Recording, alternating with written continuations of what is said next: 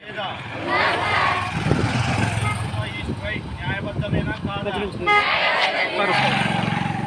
చేస్తున్న హాస్పిటల్లో అంటే మనం వర్క్ చేసుకునే ప్లేస్లో కూడా మనకి సేఫ్టీ లేదు కదా.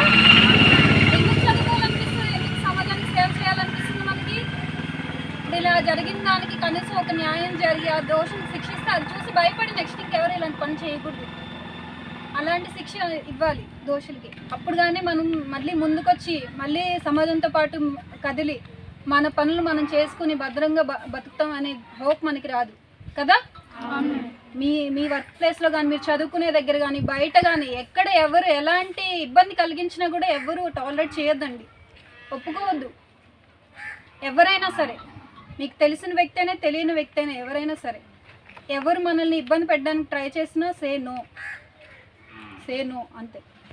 అర్థమైందా? మీ రైట్, మీ ఆరోగ్యం, మీ జీవితం మీ బాధ్యత. ఎవరు వచ్చి మనల్ని కాపాడతారని ఎదురు చూడొద్దు. మీకోసం మీరు పోరాడండి. ఇప్పుడు మనం చేస్తున్న పోరాటం ఎవరి కోసం? మన కోసం, మన అందరి కోసం. రేపు మన అక్క, మన చెల్లి, మన అమ్మ, మన అమ్మమ్మ, మన పిల్లలు ఎవరైనా కావచ్చు. ఈరోజు మనం చేసేది రేపటి మన జీవితం కోసం, రేపటి మన భవిష్యత్తులో ఉన్న ఆడవాళ్ళ కోసం, మన సెక్యూరిటీ కోసం, మన భద్రత కోసం, మనం బాగుపడడం కోసం. మీ అందరికీ 18 సంవత్సరాలు ఉంటాయా? 18 సంవత్సరాలలో మీ అమ్మా నాన్న మిమ్మల్ని ఎంత కష్టపడి చదివిస్తున్నారో మీకు అర్థమైందా? ఎందుకోసం?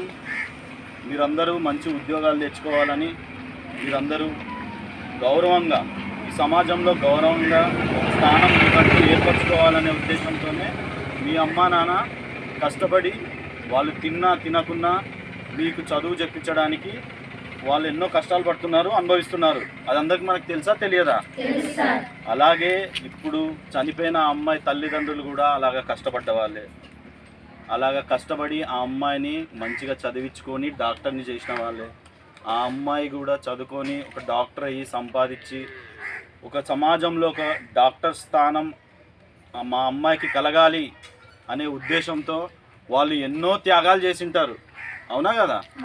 మీ అందరికీ ఇప్పుడు ఏదన్నా కొనివ్వాలి, వాళ్ళ దగ్గర డబ్బులు లేకున్నా ఏం చేస్తారు తల్లిదండ్రులు? అప్పో సొప్పో తీసుకొచ్చి మీకు ఇస్తారు.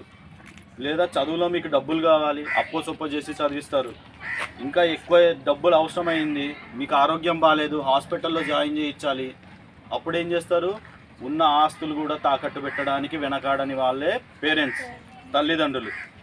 ఇప్పుడు ఆ చనిపోయిన అమ్మాయి తల్లిదండ్రులు కూడా మన తల్లిదండ్రుల్లాగే ఎంతో కష్టపడి ఆ అమ్మాయిని ఈ పొజిషన్కి తీసుకొచ్చారు, ఒక డాక్టర్ అనే పొజిషన్కి. ఇంకొక సంవత్సరంలో ఆ అమ్మాయి పీజీ డాక్టర్ అయ్యేది. కానీ వాళ్ళు అనుకోని విధంగా ఆ అమ్మాయి అత్యాచారానికి గురి కాబట్టి ఇప్పుడు ఏకంగా ఈ ప్రపంచం మీదనే లేకుండా అయిపోయింది. ఇది ఎవరి వల్ల? ఇప్పుడు వాళ్ళ అమ్మా నాన్న చేసిన త్యాగాలు ఎక్కడికి వెళ్ళిపోయాయి? వాళ్ళ అమ్మా నాన్న అనుభవించిన క్షోభ, అనుభవించిన బాధ ఇంకొకరి అమ్మా నాన్న అనుభవించాల్సిన అవసరం మనకుందా? లేదు. అలాంటప్పుడు మనం ఈ గవర్నమెంట్కి ఖచ్చితంగా బుద్ధి చెప్పవలసిన సమయం అయితే వచ్చిందా లేదా?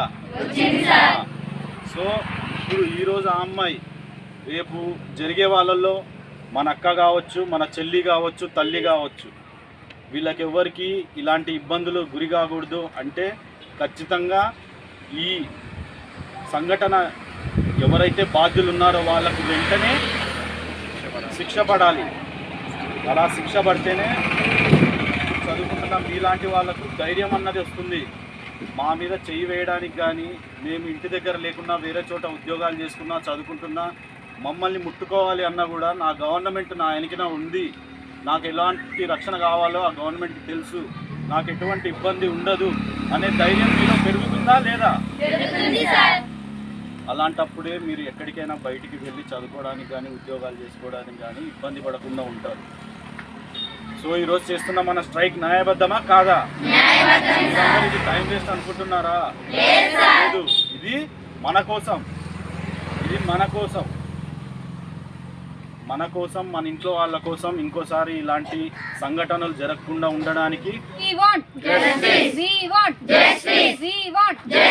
శిక్షించాలి శిక్షించాలి శిక్షించాలి శిక్షించాలి అరికట్టాలి అరికట్టాలి.